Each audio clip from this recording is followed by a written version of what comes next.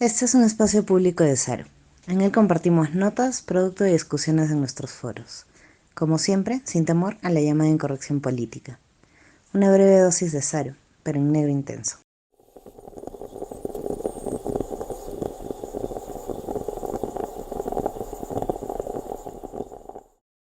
Hola, mi nombre es Dominique Bustamante. Compartiré con ustedes el resumen de algunas de nuestras notas en Foro Reunidas. Días antes de las elecciones el pasado 6 de junio, circuló en medios un pronunciamiento firmado por una agrupación de titulados de filosofía, que se denomina a sí misma sin más de filósofos y filósofas peruanos. El asunto del pronunciamiento era precisamente la segunda vuelta entonces por venir. En el ejercicio del pensamiento crítico, para nada circunscrito a una escuela profesional, aprovechamos la ocasión para compartir algunos reparos elementales al sistema académico. Es decir, tomaremos la publicación del colectivo en cuestión como manifestación ejemplar de la falta de rigor en estudios que deberían lucirla, lejos de simplonas gremializaciones. Advertimos que nuestra crítica no se refiere a la dirección que tome el pronunciamiento, apoyando un candidato en particular. No. Aquí nos fijaremos en la típica acumulación de términos del sonajero de lo políticamente correcto, que apenas señala con un ánimo. A continuación, el texto. Pronunciamiento de filósofas y filósofos peruanos. Las filósofas y filósofos que suscribimos este documento creemos necesario pronunciarnos ante la difícil situación que atraviesa nuestro país en el marco de las elecciones presidenciales del 6 de junio de 2021. Manifestamos lo siguiente. Punto número 1.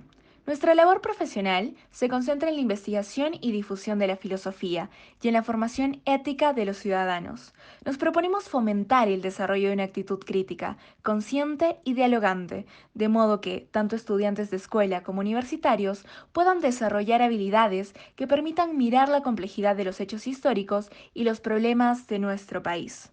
Ello permite que la sociedad a la que pertenecemos tenga ciudadanos que no sean indiferentes con sus responsabilidades políticas.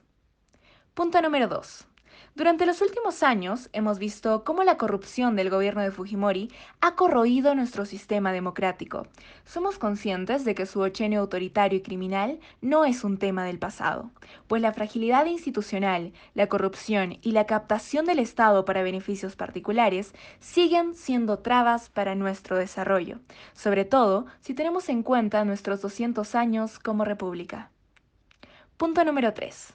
Más allá de las diversas doctrinas y simpatías políticas que profesamos y de la pluralidad de posiciones filosóficas que defendemos, nos unimos para manifestar que la candidatura de Keiko Fujimori representa un peligro para el país. Afirmamos esto en razón de que tal candidatura no solo niega la memoria histórica de las víctimas de derechos humanos que siguen luchando por justicia, sino también porque representa avalar y tolerar el crimen y la corrupción, vejámenes que deben ser públicamente procesados por las instancias competentes. Punto número 4. Frente a ello, elegimos respaldar la candidatura de Pedro Castillo, sin que ello signifique dejar de mantener nuestra autonomía crítica y vigilante frente a un eventual gobierno suyo. Nos comprometemos a denunciar cualquier tipo de corrupción o atentado contra la democracia. Punto número 5. El ejercicio de nuestra profesión nos exige seguir promoviendo el pensamiento crítico con memoria histórica, así como también el desarrollo de actitudes ético-políticas que reconozcan la pluralidad, los derechos humanos y la libertad como valores indispensables de un sistema democrático. Este documento fue escrito por Julio Manchena Agüero, Catherine Mancilla Torres, Sebastián Pimentel Prieto, Vania Portugal Larco, Manuel Ato Carrera, Alison Peralta, Cristian Barturén Castilla y Gabriela Sarmiento. Bien, los filósofos, y no decimos filósofas a cada rato, pues el idioma no ampara sentimientos de exclusión, declaran que su función profesional se concentra, aparte en la investigación y difusión de la filosofía, a lo que cabe preguntarse qué entienden ellos por tal, a la formación ética de los ciudadanos. Veamos.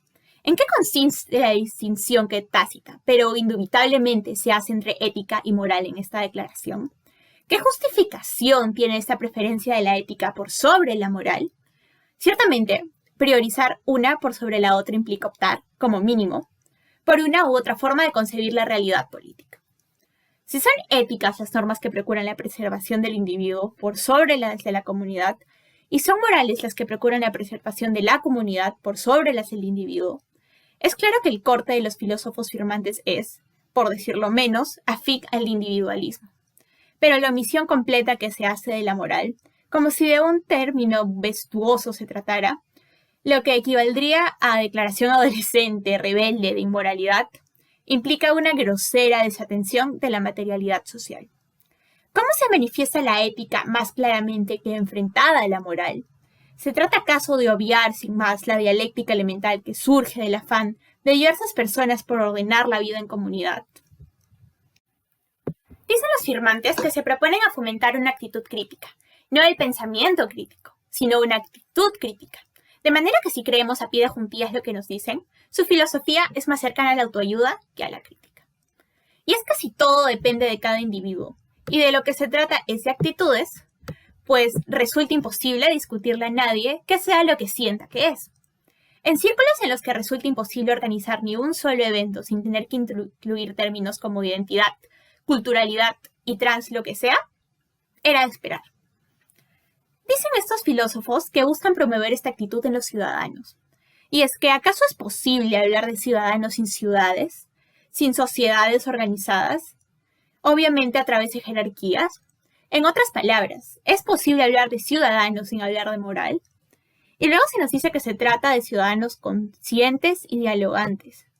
¿Pero qué quiere decir esto? Nos preguntamos. Más allá de actitudes y de esperanzas y de ímpetus. O sea, más allá de letras de trova. Obviamente no se nos dice. Es común que se dé, por supuesto, que discursos esperanzados se basen todos en términos como humanidad, bien, paz, cultura, diálogo, inclusión y democracia, entre otros. Todo bien, hasta que a alguien se le ocurre solicitar la definición de cada uno de estos términos. Entonces, a quien lo hace se lo toma por necio, como mínimo, y se lo censura. Porque vaya que entonces se aplica esta sanción sumarísimamente. En el punto número 2 del pronunciamiento, se dice que en los últimos años han visto las filósofas y filósofos del Perú cómo el proceder criminal del fujimorismo ha afectado negativamente la institucionalidad del país. Suponemos que ha de alegrarnos saber que ellos tampoco han pasado por alto esta situación más que obvia. Dudamos que esta declaración apunte a solicitar algún reconocimiento público, en particular para el gremio. Es más bien obvio que lo que se busca es sustentar el punto siguiente. No sin antes haber hablado de progreso, por supuesto. Sea esto lo que sea que entiendan como tal. En el punto número 3, se anuncia que los firmantes profesan diversas doctrinas y simpatías políticas. A lo que, bueno, a estas alturas, ¿por qué podría sorprendernos? Si se hablaba de promover actitudes como función de su supuesta filosofía, de formación ética, sin mención de ninguna moral, no más para empezar, pues la profesión de simpatías políticas vendría a ser lo de menos. Bien, todo para decir que consideran que la candidatura de Keiko Fujimori representa un peligro para el país. Ello porque dicha candidatura, dicen, niega la memoria histórica de las víctimas de derechos humanos, entre otras cosas. Al respecto, nos permitimos señalar que más allá de lo escandalosa que resulta la postulación de la candidata debido a sus problemas judiciales, en los que claramente ha sido beneficiada de forma irregular, pues que pinte como opción para la presidencia no podría constituir un peligro en sí, si no se considera peligroso antes que buena parte de la población vaya a votar por ella. ¿Quién o quiénes, por tanto, se nos dice, niegan algún aspecto de la realidad, aquí que ni memoria requiere? Habría que ser más claro y directo, aunque lo que se diga no suele políticamente correcto. Habría que decir, y por ejemplo, que situaciones como esta, en la que nos hallamos, son las que trae consigo la democracia moderna. Una y otra vez, cada partido o grupo ideológico, cuyo número aumenta sin parar, espera posible turno para hacerse con el mando. Y esta posibilidad es la que sostiene el aparato democrático, en el que tanto se habla de identificación, multiplicidad y diversidad. Es que sí, la realidad es compleja, como dicen en el mismo pronunciamiento, por lo que valdría la pena ver si sale algún nuevo texto en el que se diga algo más que obviedades de una sola parte y propaganda, literalmente. Mejor aclarar de una buena vez que desde afirmaciones, como que la realidad se construye de palabras, como si de veras fuera posible extirpar un tumor cancerígeno con adverbios, por ejemplo, no cabe esperar soluciones concretas para nada, solo promoción de actitudes. Para responder a la pregunta, ¿qué es filosofía?, nosotros consideramos indispensable acudir a otros saberes, coordenadas a una educación ciudadana. Entendemos que la filosofía es, más que amor por el saber, un metasaber, en operación permanente a partir de las ideas y con ellas. En fin, se dice que la candidatura de Keiko representa avalar y tolerar el crimen y la corrupción, pues más allá de la pésima redacción patente aquí, más que en ningún otro fragmento, pues el orden de los verbos devela de por sí que la actitud a menudo sobrepasa la aptitud entre los redactores de pronunciamientos, nos preguntamos si esa candidatura no podría representar lo mismo que la de alguien más, relacionado a un movimiento terrorista, culpable de atentados contra los llamados derechos humanos o, cuanto menos, la de un candidato cuyo segundo al mando y vocero oficial aplaude públicamente a demócratas de la línea de Hugo Chávez. Por buena fe, sartreana para más INRI, preferimos suponer lo dicho que entender que el pronunciamiento consiste en sí mismo en una negación por omisión de una serie de atrocidades cometidas como parte de actividades terroristas. En el punto 4, los firmantes apoyan a la candidatura de Castillo, sin que ello implique que dejen de denunciar cualquier tipo de atentado contra la democracia. Sí, esa misma democracia por la que la otra candidata también llegó a segunda vuelta, la misma democracia cuya definición esperamos sea compartida en un texto mejor escrito alguna vez. En el punto 5 se habla de pensamiento crítico. Sí, esta vez pensamiento. Una exigencia, dicen que es. Con memoria histórica, pero también hablan de actitudes. Venga de nuevo, ético-políticas. Sí, venga otra vez, que reconozcan la pluralidad. No se sabe de qué, así que habría que entender que de todo.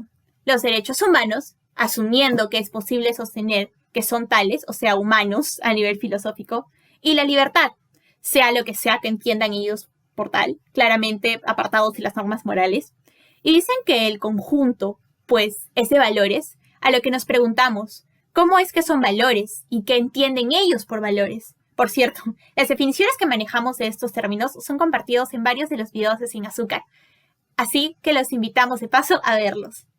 En fin, un gran cierre es el pronunciamiento como la práctica totalidad de publicaciones de supuesta crítica de corte derridiano. Paradoja suprema, pues sí. Todo es texto, y todo es interpretación y asunto de poder y demás, no cabe plantear criterio alguno de crítica. Este pronunciamiento acaba en más incertidumbre que la del inicio, afirmando simplemente una voluntad porque sí. Se dirá que en todo caso, no vale la pena decir nada si uno no tiene que definir los términos que emplea. Pero es que eso mismo tendría que hacer como mínimo un filósofo, ¿no? Sustentar sus ideas apropiadamente y no hacer simplemente declaraciones para las que, es obvio, no hace falta ningún estudio serio. Y esta es nuestra crítica. No olvidamos el hecho que se pretende inclinar votos en favor de Castillo por medio del supuesto aval que habría de otorgar un gremio académico. En fin, no se les suele hacer caso a los filósofos, menos a los que se declaran tales, aunque no aborden en profundidad ninguna idea. Eso, o es que conforme la línea de pronunciamiento, pues todo el mundo es filósofo, dado que resulta imposible discutirle a nadie que filosofe y siente que lo hace. Ya saben, cosa de identidad, de actitud. No se nos puede acusar de restarle importancia a lo que dicen estos académicos. He aquí que consideramos su pronunciamiento ejemplar, ya fue dicho. Gracias.